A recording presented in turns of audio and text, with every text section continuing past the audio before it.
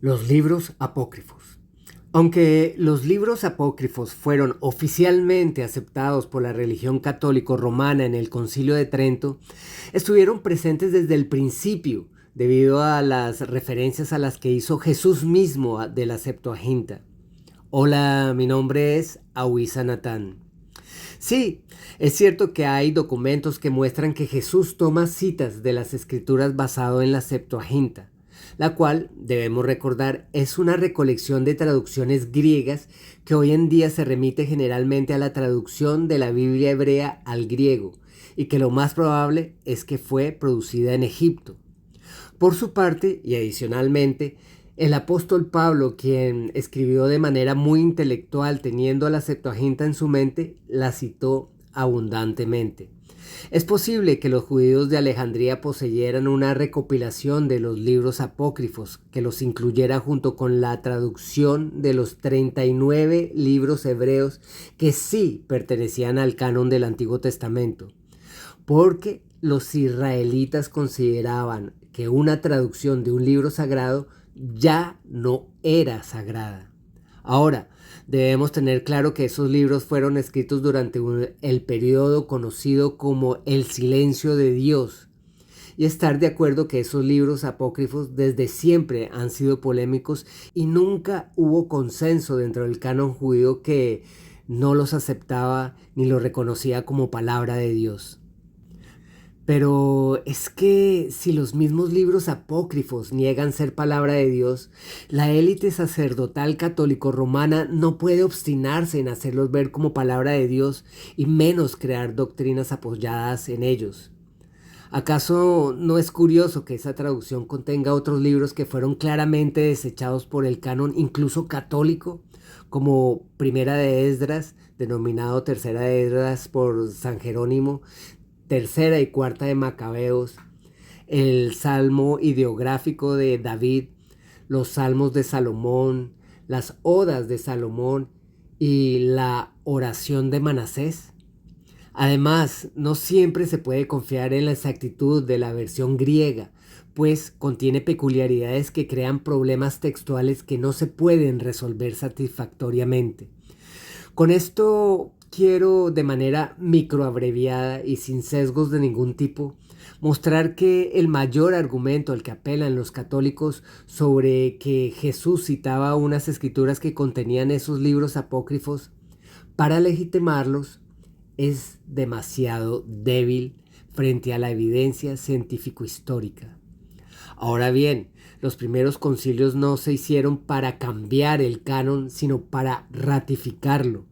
Por eso no se le puede atribuir a la religión católico-romana la decisión de la escogencia de los libros, y por consiguiente, mucho menos a Constantino. Igual, no debemos desconocer la obviedad de que el edicto de Teodosio de adoptar al cristianismo como la religión oficial fue un intento político de mantener unido al imperio. Si bien el poder que le otorgó Roma la hizo una voz determinante en convertir en ley religiosa lo que esa institución considerara, no cabe duda que esa fue la herramienta elegida por Dios para cerrar y perpetuar su palabra y no permitió que fuera adulterada.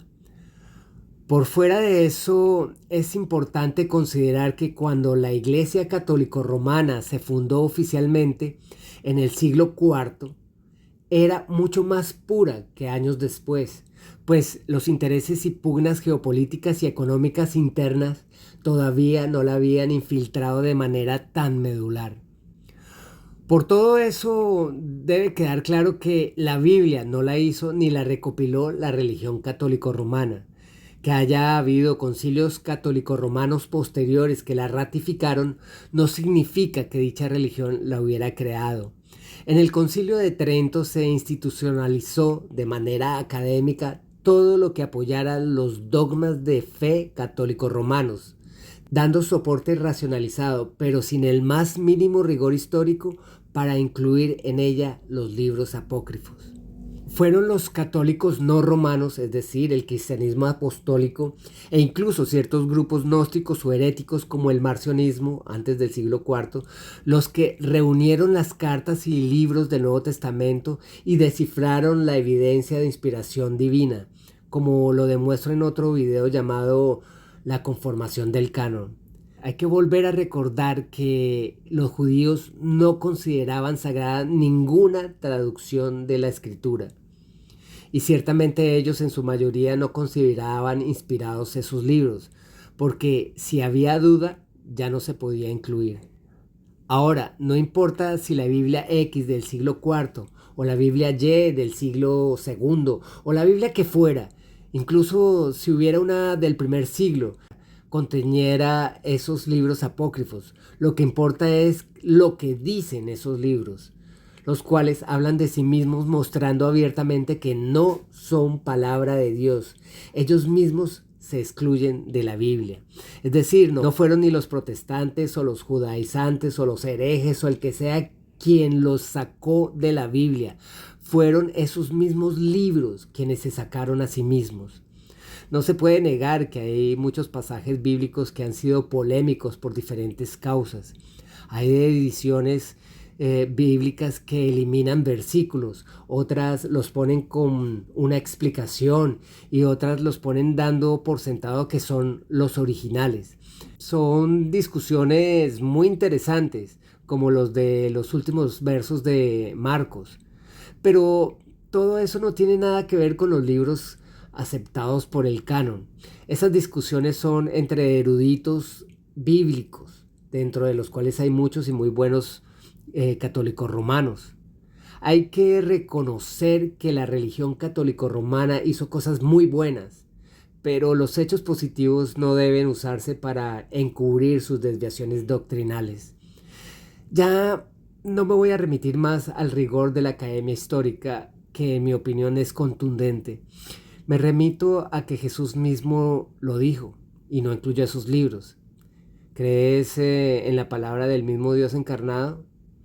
Lucas 11:51 dice: desde la sangre de Abel, en Génesis, hasta la sangre de Zacarías, el último de los profetas, que pereció entre el altar y la casa de Dios, sí os digo que le será cargada a esta generación. Jesús está hablando exclusivamente de la ley y los profetas. Gracias y bendiciones.